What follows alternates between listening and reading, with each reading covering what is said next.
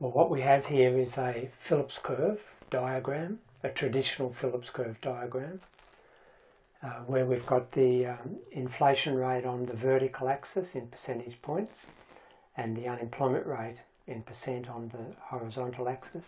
And this Phillips curve here shows you that there's a trade-off between the unemployment rate and the inflation rate, such that if you were, say, at B and you wanted to have lower unemployment to UA, then according to the Phillips curve logic, you'd have to move up this curve the way we're going to A, and the inflation rate would rise to A.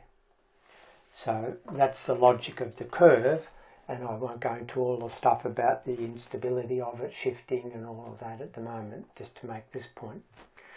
Now, let's say that here is what we might consider full employment, and at that point A on the curve, we go up to the curve, we have inflation rate of A, and we're at point A. So it might be that politically that's considered to be unacceptable, and the ideology of the day might consider that to be excessive inflation. And so the logic of the Phillips curve is that the government then has to tighten fiscal policy and monetary policy and shift the economy down this Phillips curve until we get some acceptable inflation rate, B. So we want to get down to here, and we do it by shifting the economy to B. So we end up down here.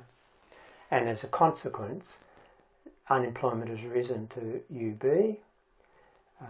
We have what we would call involuntary unemployment, the standard world we live in now, where the unemployment rate is used as a policy tool to manipulate the inflation rate. Now, in a job guarantee world, the use of unemployment buffers is eschewed, and what we want to do is create an employment buffer.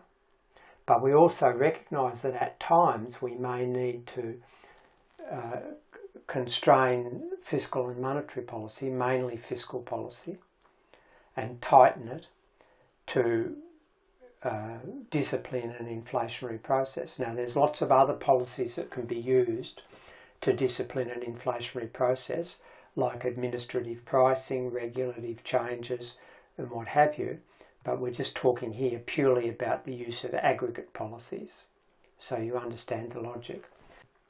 As the government is tightening policy and firms are laying off workers, moving this way, of course, the job guarantee pool is increasing.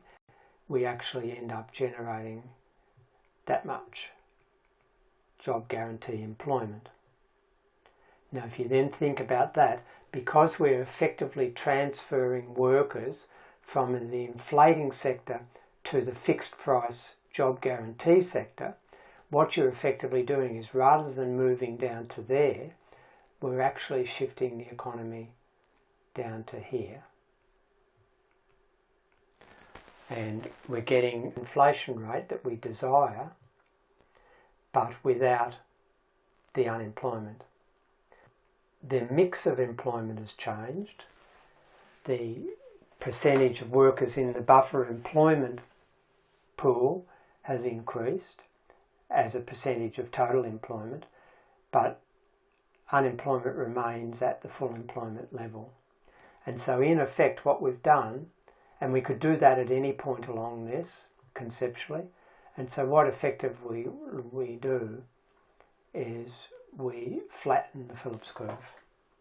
And so this becomes the Phillips curve with a job guarantee. I hope that helps.